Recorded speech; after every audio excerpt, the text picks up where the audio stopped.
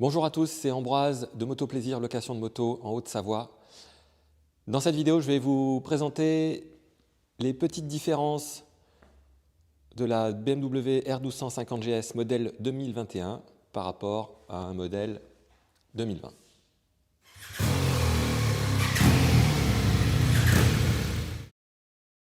Bonjour à tous, alors voilà une R1250 GS modèle 2021. Donc on va regarder les petites différences qu'il y a par rapport à un modèle 2020. Ça reste quasiment la même moto, hein. On joue sur des petits détails. Ces deux motos-là sont toute option ou quasiment toute option. Donc pour 2021, il y a une nouvelle finition qui s'appelle Finition Pro, qui regroupe 4 packs d'options par rapport à 2020 où on n'avait que 3 packs. Dans le détail, bon, ça ne change pas forcément grand-chose, si ce n'est voilà, la Finition Pro qui regroupe toutes les options, qui ajoute aussi certaines choses comme d'emblée les feux additionnels, alors qu'auparavant, les feux additionnels se montaient donc sur les protections de cylindre. Donc maintenant, il y a un support supplémentaire qui est là et donc les feux se fixent dessus sous le garde-boue. Cette version, donc là on a une version triple black. Donc en fait, ça veut dire peinture noire, jantes noires, bloc moteur noir ainsi que la transmission. Auparavant, on avait la finition exclusive qui revient à peu près au même, hein. Peinture noire, bon là il y a des décos sur les flancs de carénage. Moteur noir, transmission noire. Et là, en option sur celle-là, sur le modèle 2020, on a les jantes à rayons. Alors que donc là, maintenant, sur la triple black, on a des jantes alu qui sont vernies, peintes en noir. Alors parmi les différences, donc quelques changements sur les feux. Donc on a des clignotants dits multifonctions et une nouvelle signature lumineuse. Donc je vais vous mettre le contact. Voilà. Alors les clignotants multifonctions, qu'est-ce que ça veut dire? Bon, ils sont multifonctions surtout à l'arrière. À l'avant, ils sont allumés en permanence. Je vais essayer de vous diminuer la luminosité pour que... Voilà, j'espère que c'est visible. Donc la signature lumineuse est un petit peu différente. Donc on a une sorte de X qui apparaît ici, alors que sur le modèle 2020, on a simplement on va dire le U couché, et cette partie-là n'était pas lumineuse. Donc ça, c'est pour l'avant. À l'arrière, donc les feux multifonctions. Donc en fait, on voit que les clignotants sont allumés en rouge. Quand on clignote, voilà, donc ça clignote en même temps. Et lorsqu'on freine, donc c'est l'ensemble qui s'allume. Donc voilà les feux dits multifonctions.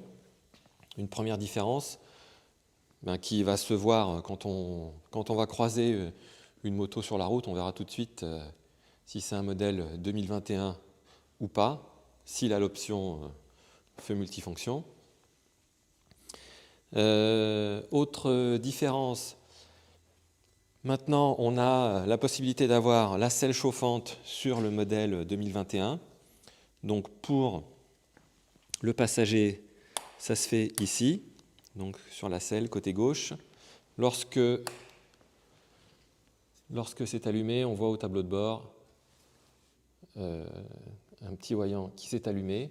Donc comme ça, le conducteur peut dire au passager S'il a allumé la selle chauffante par erreur, s'il fait 40 degrés, c'est que c'est sûrement une erreur. Voilà. Pour le conducteur, donc, on a aussi la selle passager. Il faut maintenant appuyer sur ce bouton-là qui auparavant servait simplement aux poignées chauffantes. Quand on appuie là, donc ça ouvre un menu à l'ordinateur de bord. Et là, il faut jouer avec la molette. Alors, c'est pas aussi rapide qu'avant. Et donc, avec la molette, on choisit si on fait chauffer les poignées chauffantes. Et donc, on a 5 niveaux de chauffe, donc on règle avec la molette. 5 niveaux de chauffe, ou est-ce qu'on fait chauffer la selle chauffante. Et donc, quand les poignées chauffantes sont allumées, ça apparaît ici. Donc là, je suis au niveau 3, selle chauffante. Alors, il ne faut pas oublier de valider. Et là, on a les poignées chauffantes et le siège chauffant. Et je rajoute, tant qu'on y est, le siège chauffant pour le passager. Voilà. Donc, le siège conducteur, le siège passager. Et donc là, tout est allumé. Donc ça, c'est une autre différence. Ensuite, parmi les différences que j'ai notées, sur le modèle 2021, donc ce sont les modes de conduite. Donc ici, on change les différents modes de conduite. Puis route, enduro, il y a un nouveau mode éco qui apparaît. Donc économie ou écologie. Voilà, donc je ne sais pas trop ce que ça implique. En tout cas, le mode dynamique a disparu. Pour y accéder, il faut aller dans le menu, réglage du véhicule, et en fait, voilà, réglage du véhicule, sélection des modes de conduite.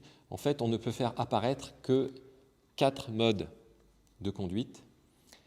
Et donc, quand vous avez sélectionné les 4, donc ce qui était le cas par défaut sur la moto, eh bien, vous ne pouvez pas rajouter le mode dynamique. Alors, au hasard, je vais supprimer le mode éco.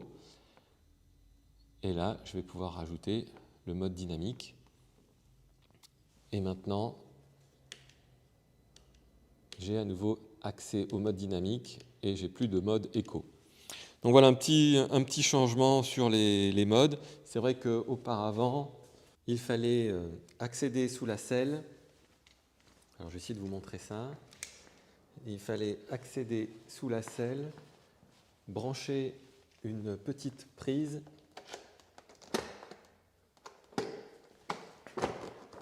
pour accéder au mode pro. Alors donc la petite prise, c'est celle-là. Voilà, donc on branche la petite clé sur le connecteur qui est là. Voilà. Une fois qu'on a fait ça, alors on va éteindre et rallumer la moto. Ouais, sinon ça ne fonctionne pas.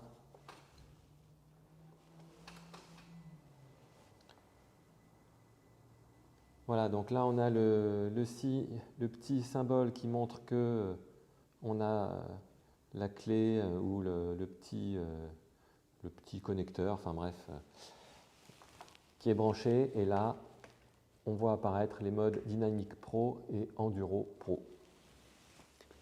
Donc sur le modèle 2021, on n'a donc plus ce système de petits connecteurs sous la selle.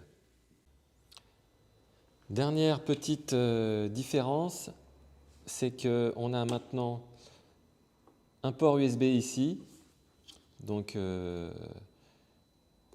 on branche donc par-dessous. Donc, c'est à ma connaissance la première fois qu'on voit une prise USB sur une 1250 GS, sur une GS tout court. Alors, l'inconvénient, c'est que, alors c'est une prise USB classique, hein, c'est pas une type C symétrique. Donc, ça veut dire que celle-là, on ne sait pas trop dans quel sens on doit pouvoir l'insérer. Donc, on va se tromper un certain nombre de fois. Mais bon, au moins, on peut brancher directement un téléphone. On a toujours quand même la prise 12 volts qui est de ce côté-là. Donc, elle n'a pas changé. Voilà les petites différences entre le modèle 2021 et 2020. N'hésitez pas à commenter. Si vous voulez être averti lorsqu'il y a d'autres comparaisons de ce type, n'hésitez pas à vous abonner. Je vous remercie pour votre attention et à bientôt.